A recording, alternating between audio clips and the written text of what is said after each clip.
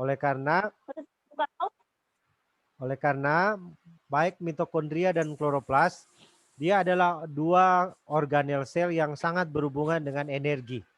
Sekali lagi, dua organel sel yang sangat berhubungan dengan energi. Terutama kalau energi seluler, konsepnya pembentukan adenosin trifosfat, ATP, dan senyawa-senyawa berenergi tinggi lainnya. Oke, Mir akan share PowerPoint. Tolong Anda informasikan kalau sudah Anda bisa lihat.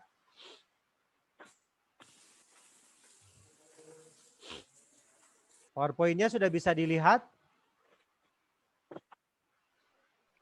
Halo? Baik. Bisa, Mir. Kalau sudah bisa, Mir akan mulai presentasi.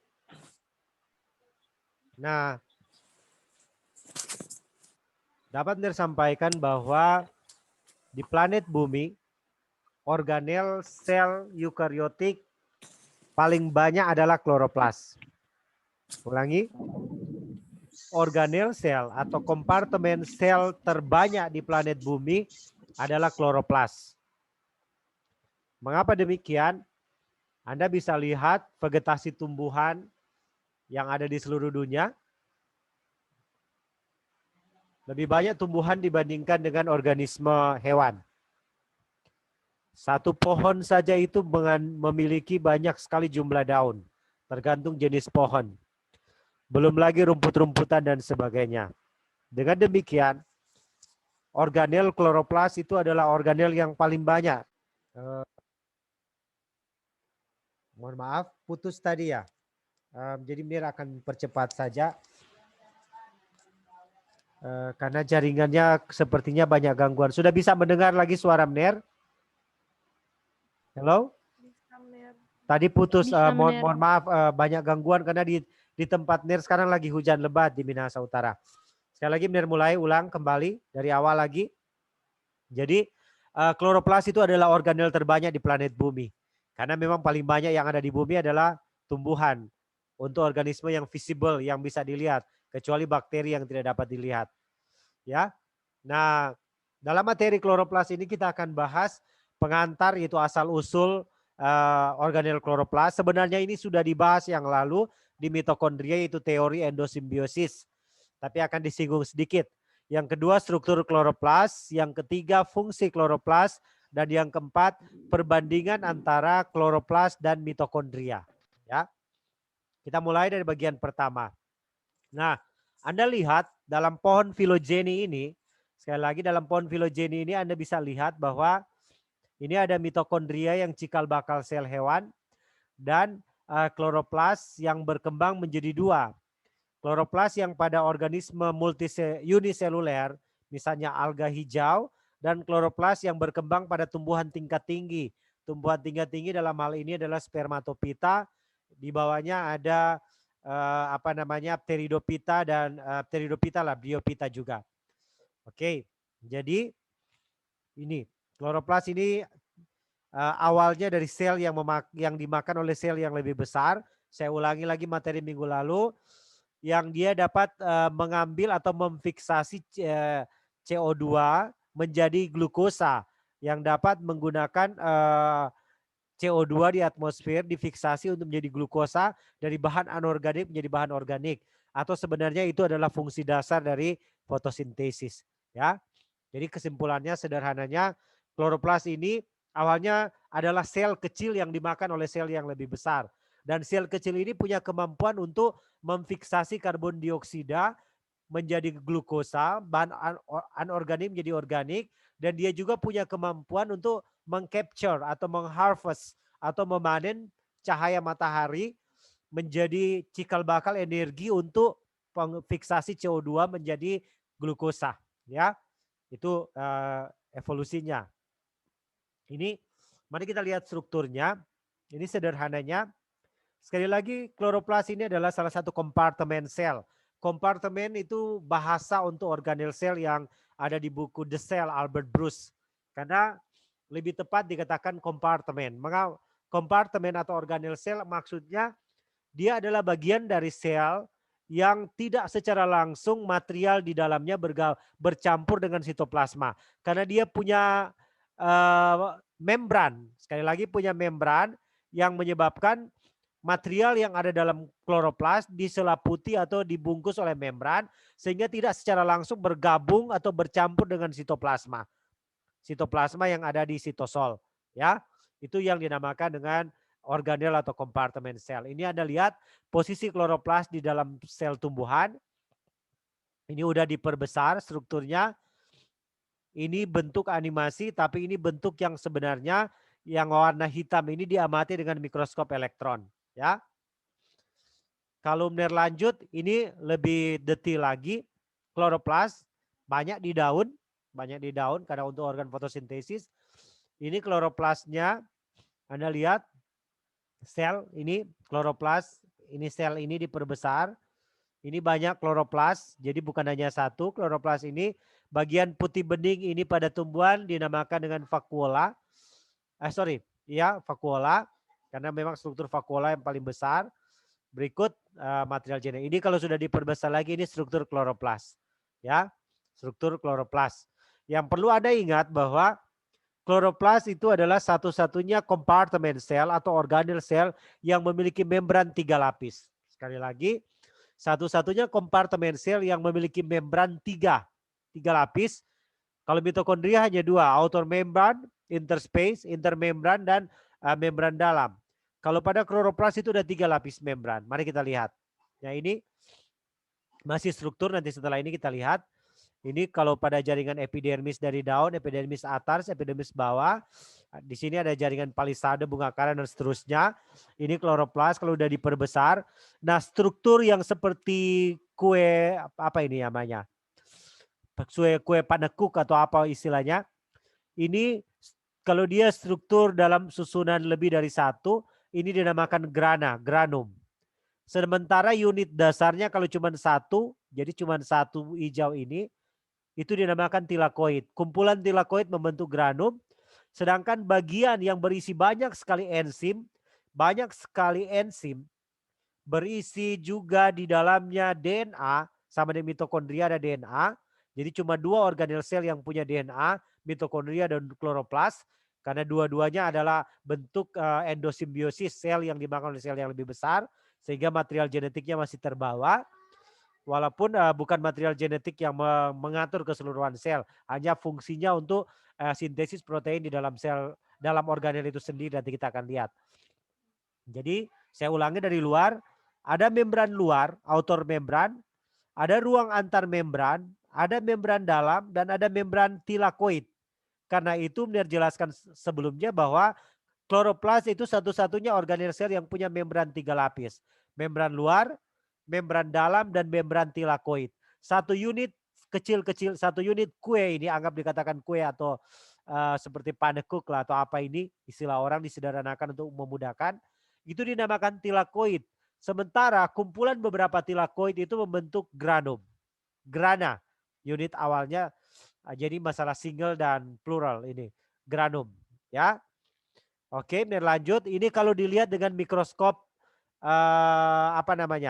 dilihat dengan mikroskop elektron, bentuk yang sebenarnya ini bentuk animasi, bentuk yang untuk gambar untuk memudahkan kita pelajari. Tapi ini benar-benar bentuk yang bentuk yang dilihat dengan mikroskop, dilihat dengan mikroskop elektron.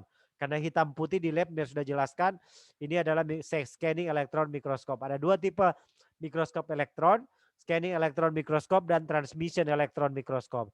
Ini Anda lihat ya, ada nukleus, vakuolanya besar, baru ada kloroplas di sudut-sudut. Ini sudah diperbesar, granum, ini grana. Grana berarti 1 unit kecil ini dinamakan tilakoid.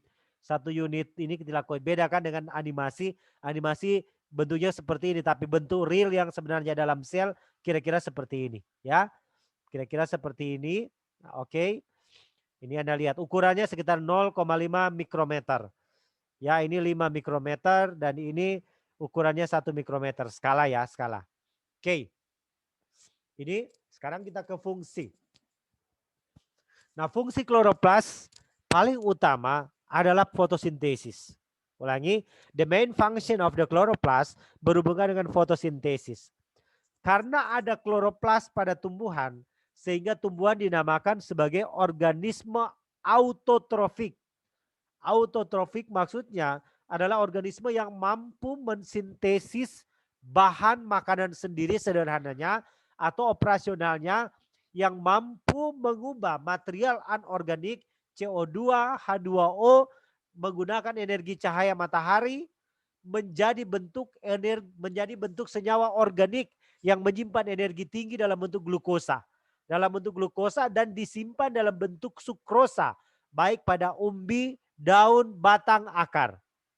Karena itu tumbuhan dinamakan produsen. Jadi ulangi, adanya kloroplas yang menyebabkan tumbuhan tergolong pada organisme autotrofik. Organisme autotrofik yang Anda pelajari di SMA mampu membuat makanan sendiri. Tapi operasionalnya adalah organisme yang mampu mengkonversi atau mengubah atau mensintesis senyawa anorganik dalam bentuk karbon dioksida H2O menggunakan energi foton yang di-capture oleh klorofil, oleh pigmen fotosintesis menjadi bentuk senyawa organik dalam bentuk C6H12O6 atau dinamakan dengan glukosa. Nanti glukosa itu yang disimpan dalam bentuk polisakarida di dalam bentuk polisakarida atau dalam bentuk amilum kalau pada tumbuhan, amilum atau pati disimpan pada akar, batang, buah, daun, biji dan seterusnya. Ya, itulah yang jadi sumber bahan makanan bagi organisme eukariotik heterotrofik. Karena itu organisme eukariotik autotrofik itu produsen. Organisme eukariotik heterotrofik itu organisme konsumen. Termasuk dalamnya paling banyak adalah, bukan paling banyak ya, harusnya kelompok hewan. Ya, nanti di jaring-jaring makanan Anda lihat itu. Jadi adanya kloroplas sehingga fungsi autotrofik dari tumbuhan itu berlangsung. Gambar ini menunjukkan mekanisme fotosintesis. Mekanisme fotosintesis yang mampu mengkonversi, ulangi, mampu mengkonversi senyawa-senyawa anorganik menjadi senyawa organik. Pada reaksi yang tergantung cahaya kita akan lihat sebentar adalah reaksi yang mengcapture energi foton. Dia melepaskan oksigen. Jadi fotosintesis salah satu produk lepasannya adalah oksigen. Sedangkan CO2 fiksasi karbon bentuk produknya adalah glukosa. Kalau Anda lihat tanaman padi awalnya berwarna hijau karena dia tanaman satu musim. Setelah ditanam, sebelum panen, dari daun berwarna hijau dia akan berubah menjadi daun berwarna kuning semuanya. Ketika dia menjadi daun berwarna kuning, maka butir-butir padi awalnya kempis ketika daun berwarna hijau, dia akan berubah menjadi berisi butir-butir padi. Butir-butir padi, mengapa dia berisi? Produk fotosintesis yang dihasilkan lewat kloroplas pada jaringan, pada sel-sel yang ada di daun itu nantinya disimpan dalam bentuk bulir-bulir padi. Bulir-bulir padi dalam bentuk polisakarida. Tapi bahan bakunya itu adalah glukosa yang dibentuk dari CO2, H2O, CO2 fiksasi karbon yang disuplai energinya lewat reaksi terang. Reaksi terang yang Anda kenal yaitu reaksi yang mengcapture energi foton menggunakannya untuk aliran elektron, menggunakannya untuk pembentukan ATP dan NADPH yang digunakan pada fiksasi CO2. Jangan dulu terlalu pusing dengan ini karena nanti akan Anda pelajari di biokimia dan fisiologi tumbuhan. Ya. Jadi main function of the chloroplast adalah site of photosynthesis. Site of photosynthesis itu bicara tentang sintesis bahan organik yang menyebabkan kehidupan di planet bumi terus berlangsung. Ya, produsen. Ini mekanismenya saja untuk reaksi yang tergantung cahaya. Ingat, saya kembali ke sini. Pada membran tilakoid, ini membran tilakoid, ulangi, membran tilakoid, disinilah terdapat pigmen-pigmen fotosintesis. Oke, I repeat again. Pada membran tilakoid disinilah terdapat pigmen fotosintesis. Mulai dari klorofil A, klorofil B, klorofil C dan seterusnya. Juga terdapat pigmen aksesoris seperti beta karoten,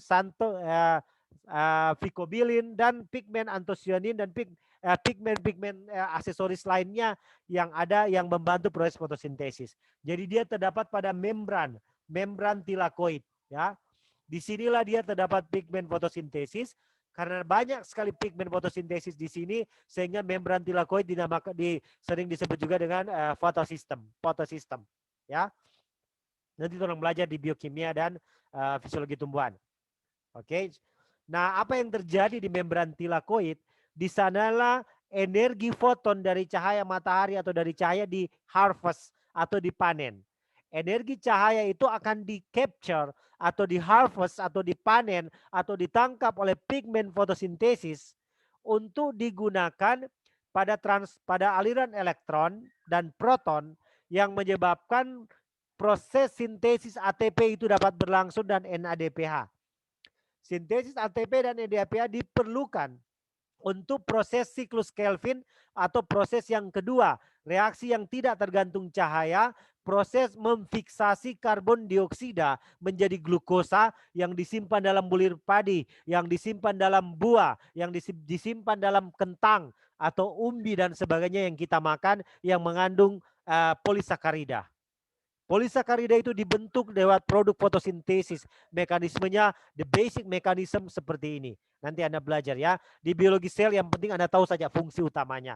Nanti di fisiologi tumbuhan, nanti di biokimia Anda pelajari lebih spesifik. Oke? Mengapa lebih spesifik? Karena itu biologi sel itu dasar. Oke. Jadi banyak sekali protein-protein dan struktur yang ada pada membran tilakoid, ada ferredoxin, quinon, plastoquinon, ada dan seterusnya. Nanti Anda lihat. Nah, ini perbandingan saja untuk chemiosmosis. Teori chemiosmosis ini Anda mungkin sudah pelajari di membran materi sebelum MIT yang disampaikan oleh Vera. Anda sudah pelajari kan di sana tentang teori chemiosmosis. Ketika Anda mempelajari respirasi seluler, itu ada materi chemiosmosis.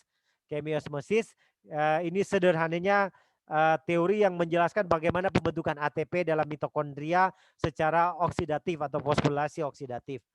Nah, kalau pada mitokondria, chemiosmosis itu pemompahan protonnya ke dalam matriks mitokondria. Kalau dalam kloroplas, pemompahan protonnya justru keluar ke stroma kloroplas. Jadi mitokondria pompa ke dalam. Kalau kalau pada kloroplas pompa keluar. Nanti Anda lihatlah. Ini tujuannya untuk sintesis ATP. Oke. Berikut fungsi kedua. Karena di dalam mitokondria dan kloroplas ada DNA, maka di sana juga terjadi ekspresi gen.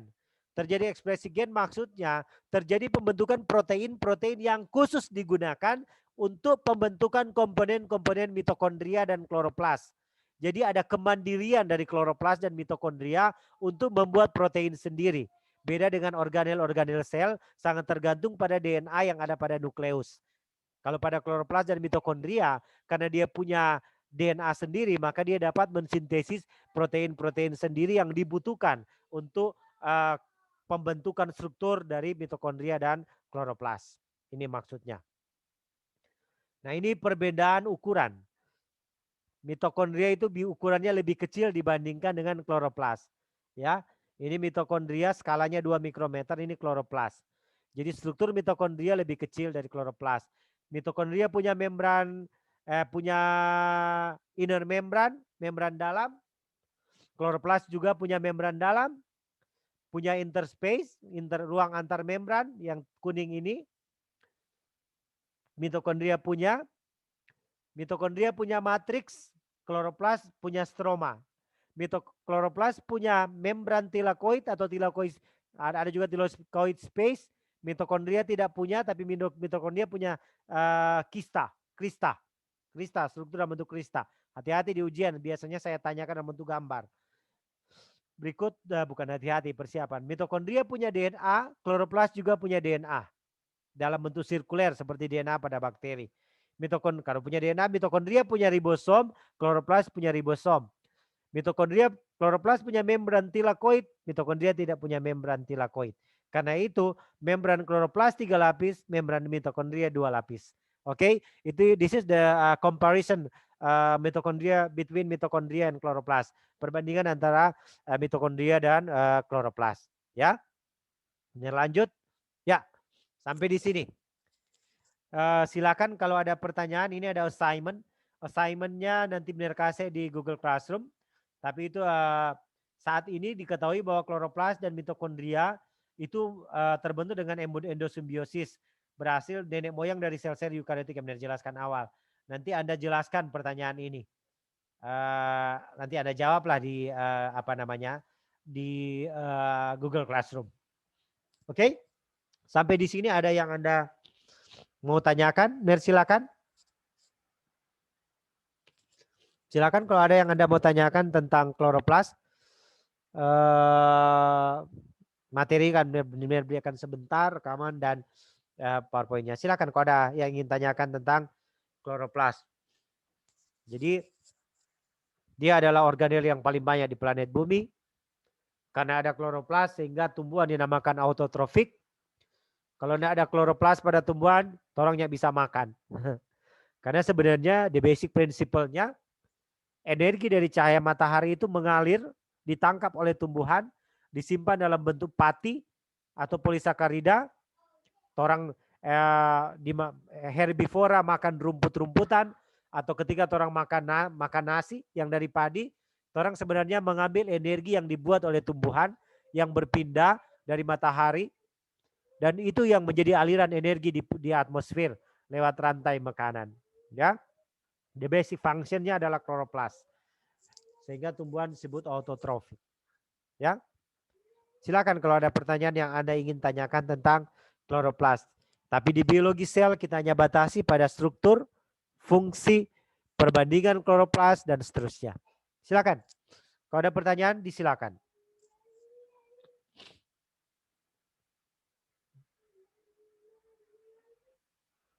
Oke, silakan kalau ada pertanyaan tentang kloroplas yang sudah Menir presentasi tadi. Nanti juga materinya Menir akan berikan di di WhatsApp. Ada pertanyaan tentang kloroplas? Menir flashback lagi untuk kloroplas ya. Anda sudah pelajari kloroplas. Ini jadi sudah. Ini evolusionisnya, ini strukturnya. Ini ya struktur lanjutan yang Merda jelaskan tadi. Ini juga masih structure. Ini struktur jalutar ya, gambar dari SEM. Scanning electron microscope, function, fungsi dari kloroplas. Ini untuk fotosintesis. Perbedaan dengan mitokondria untuk kemiosmosisnya. Ini untuk sintesis proteinnya karena dia punya DNA. Di perbandingan ukuran antara kloroplas dan mitokondria. Juga perbedaan structure. Ya, oke. Silakan kalau ada yang Anda mau masih perlu ditanyakan, persilakan.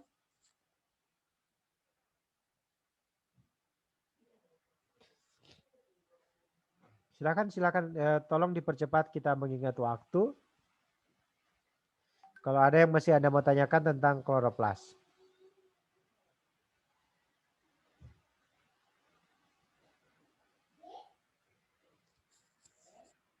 Tidak ada pertanyaan, persilakan karena waktu berjalan.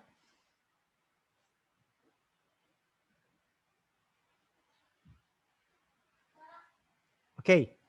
Bisa ikuti perkuliahannya?